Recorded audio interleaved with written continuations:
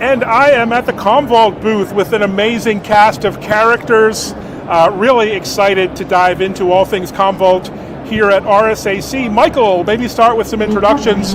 Who are you and how's your RSA this week? All right, Michael Stempf. I'm a Senior Director of Product and Ecosystem Strategy at Commvault. And as you can tell by my voice, it's been very good. Lots of conversations, amazing amount of people here. It's been a lot of fun so far. It's a lot of fun, a lot of learning. What's your portfolio? What's your job at Commvault? What's your mission? Sure, so deal with strategy for the company and how we integrate with different partners, different ecosystems around in the area. So that was one of the ways that we brought in Clean Room, which is one of our new announcements here this week, is Clean Room Recovery, which is a partnership with Microsoft, so we can enable testing of your cyber recovery plans, your tabletop exercises, into a unified place that's easy to set up, takes away all the complexities, take away a lot of the costs associated with that testing. Phenomenal. Well, it's an amazing proposition. I want to dive into it. Michelle, sorry to put you on the spot here as a customer, but thanks for volunteering to do this chat. Maybe introduce yourself, your interesting role. It's a bit of a hybrid CIO, CSO, if I understand, and your team.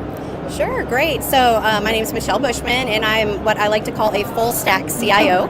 So I manage the role of CIO, CISO, and CTO for American Pacific Mortgage. We're a top 10 mortgage lender. We lend across the United States, and our mission is to give Americans the dream of homeownership. Yes, my role is a little bit unique. Not only do I house all three of those responsibilities, but I also grew up on the business side. So I've actually done just about every operational function in the mortgage process, which gives me a unique, a unique perspective on where our risk lies and how our operations work. Fantastic. Well, I look forward to diving into some of your insights here. Great. And last but not least, Alex from Commvault. Alex, you are the resident hacker. Is that what we call you? Like what's your official title here at Commvault? My name's Alex Janis. I'm the field CTO at Commvault, and my focus is cybersecurity. I have what I call is offensive security background, and so I try to talk to our clients and also internal to the company to give perspective about what attackers' motives are, what the mindset is, what their capabilities are, to try to stay ahead of it, and also help clients understand that perspective as well. And you have an interesting background. Maybe share a little bit about your biography, because it's a little unusual. Yeah, so I started off very hardcore technical computer science and cybersecurity. I spent about 12 years at NSA, where I was an analyst and a master operator. And then after that, I did work at a startup where we did some tailored cybersecurity services. And now I'm here at Commvault because I feel like the product, the solutions that we have help make things, help raise the risks and the costs of the bad guys, and help clients survive operating under duress. Wow, that's quite a mission. And Michael, maybe start with you. We'll dive in a little deeper. Why is a new playbook required here at RSA? Why do we need to throw out the old playbook and reinvent one, which you're doing at Commvault? Yeah, absolutely. For years, people would test their disaster recovery plans. They, quarterly, yearly, they did it for years. And that's the only way you really know what you don't know, right? You've got to test it. You got to put it under stress. And the problem is that with cyber recovery, people haven't done that because of the pure complexities in this hybrid enterprise that we're in. It used to be you'd have, maybe two physical locations, you'd cross-replicate, super easy. You could plan it, you figured it out, you could follow weather maps. With cyber attacks, it's totally different. You have to think everything's suspect. You have to challenge your hardware, your software, your data. Everything has to be looked at differently than you would in a DR. And that's why I really see just a whole added level of complexities. Plus the interconnects you need, these interfaces between on-prem and AWS and Azure. How would you even test something with that many complexities? And so with Commvault's any-to-any technology, we can take those VMs from AWS EC2 and move them over into the clean room, or on-prem from VMware and move them into the clean room. And that way I have a consolidated place to do all of my testing. I don't have to buy a bunch of hardware beforehand, which is what any other vendor would have you do. We spin it up in the cloud. When you're done, you throw it away and it's all gone. And the nice thing is also is because we spin it up in the cloud, you know it's clean. No one's ever been in there before because it's a brand new tenant that no one's ever had access to. Well, fantastic approach. And Michelle, let's shift gears a little bit from technology to culture. Maybe talk about the team you lead and have built. What's your philosophy on staying ahead of the curve, and staying on top of all these threats that we're seeing here at RSA? Yeah, so I've been with American Pacific Mortgage for 10 years, and so I pretty much have built our cybersecurity program from the ground up. I like to say I'm on version 2.0. There's been a lot of change in tooling and capabilities that are out there. I do tend to look more to providers that can give me better capabilities because I do run with a smaller staff. So, I do look for partners that are the best of breed technologies in different areas to make sure that, I have the assistance I need and the security level I need. And I will tell you, from a cultural perspective, it took a long time to get there. Yeah. When I first started at American Pacific Mortgage, I was always talking about, let's move our email to cloud.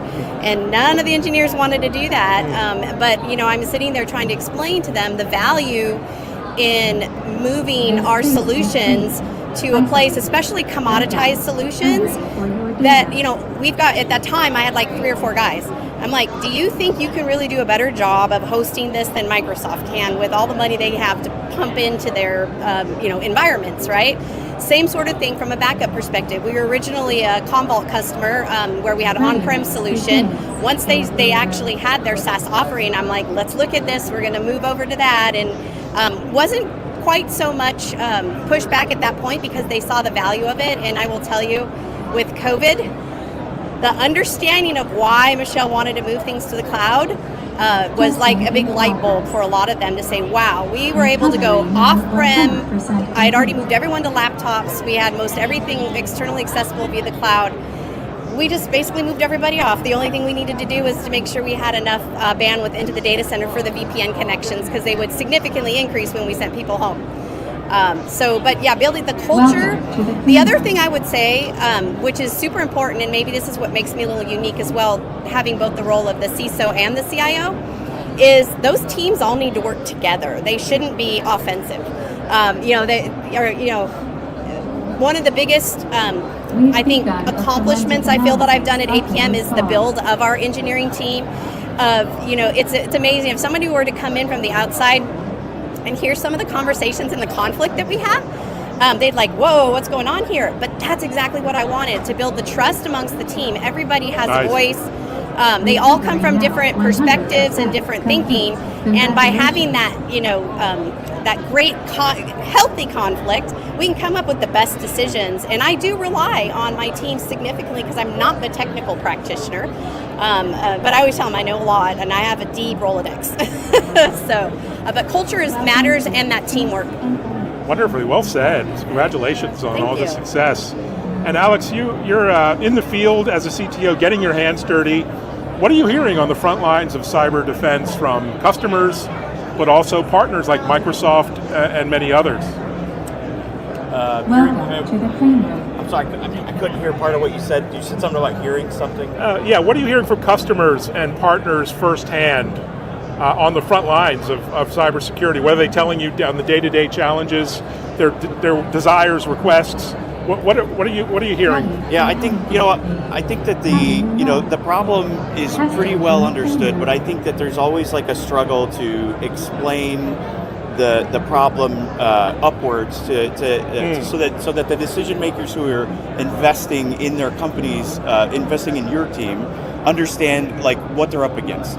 So for instance, if you look at like the amount of money that ransomware criminals, cyber criminals make, it's a huge amount of money, and that's only a small portion of cyber crime. The billions of dollars, and I don't know what your budget is, but I guarantee you it's not anywhere near even half of $1 billion, right? No. Right, and so that's the thing that I feel like we look at this. There's a lot of great stuff out there, but it's all very technically focused. But like the stuff that you were saying, I think is more important to focus on the people, the culture. Having the arguments while you're in peace. Basically, the more you sweat in peace, the less you bleed in war. Having that discourse now will help you, so that when you do have an adversary attack you, you're going to be able to function that much more better. right? You've already worked out a lot of those kinks. And so to me, I think that's what a lot of people are responding to, wanting to understand why this stuff matters, like why Commvault matters, right? There's a lot of technology out there that's sold that's very, detection or preventative natured. But in reality, I think the motto everyone needs to live by is you're breached and you don't know it yet. Eventually, they'll get around to telling you when they're going to collect that money from you. And so that means you should live that way the whole time before they tell you. And when you do that, you can do all these other things and they'll help you. But eventually, when that stuff doesn't work, because of whatever reason, because they know how this stuff works and they're defeating it, obfuscating from it, eventually you will need to have a cyber resilience plan. You'll need to actually get back to business. And so that's what I think everyone is responding positively, understanding what really matters and knowing that there's something that will actually focus on getting you back to business. Well said. Wow, really great insight. And Michael, when the fun and games are over here at RSA, you're back to work. What are you excited about, looking forward to over the next weeks and months in terms of rolling out this technology to partners and customers? Yeah, so the demand's been incredible. Yeah. We've really hit on something that people were needing. They understood that they needed to test. I think the next big phase is to see where we're going with this. We have some huge announcements coming out, some partnerships with some security companies, more integrations with Microsoft. We're going to be elevating Cleanroom from just this design of where I can go to test my things to, failover for production events if something happens on-prem, forensic analysis, secured comms. We're going to take this to where the customers need us to be in the day and age of the cyber attacks that we have. Okay, can't wait to see it in action. And Michelle, what about you? What's on your radar for the rest of the quarter, the year? What are you prioritizing, and how do you spend your time and your team's time? Yeah, no, absolutely. So definitely we're on version 2.0 of our cybersecurity program. So we're actually right in the midst of making that transition to new tool sets, new dashboards, which I'm actually super excited about. So I can actually have more data to share with the board. And then I also have, in my CTO role, looking at modernization and automation of the mortgage origination process, because, typical to our industry, we're very always delayed because we're highly regulated, but there's some really great tools coming out that should be able to uplift our organization so that when we get the next big, low rate environment and we get a lot of production, that we could scale our business leveraging our technology solutions and hire fewer people. Then of course that equates to more profitability. Just one thing to say about the solution, the Cleanroom solution, I'm super excited about it as a Commvault customer. In the ability for me and my team, because we are small, to actually do more testing. Right. Usually we do it once a year, just like everybody else, because of time. But I'm a big believer that it's not if, it's when. And it's very different than disaster recovery.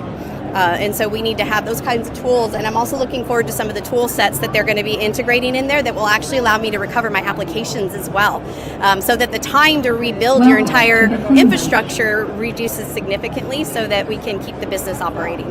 Such important work. Good luck. Onwards and upwards. Thank you. Have a great RSA. And what about you, Alex, on a final note? What are you excited about over the next few weeks and months? Yeah, I lean in on that testing thing. I think that in my early days in cybersecurity, with the best of intentions, people created all these mechanisms to determine or evaluate somebody's security posture, tabletops, and over time, these things get watered down, or they have meaning, but there's no comprehensive to it. So like a pen test usually goes to you get access and then you're done, but you don't comprehensively look at the posture of a client. And so I think things like testing allow someone to actually, here is a scenario of what's going to happen, and you can randomize it and make it as real and scary as possible, and actually follow through and see how it actually works. And more than likely, what I think you'll find is you thought it was going to be this quick to recover, and somebody thought it was maybe a little bit longer, and in reality, you've tested it, and you found that it's bigger. You find these problems, you fix them, and again, the more you sweat in peace, the less you bleed more. So you'll make these tweaks and improve on all of that. Absolutely. Well said. Well, thanks guys for being on the spot here, live with all the chaos and the noise and the confusion. Appreciate your insights, and congrats to the amazing work you're doing at Commvault.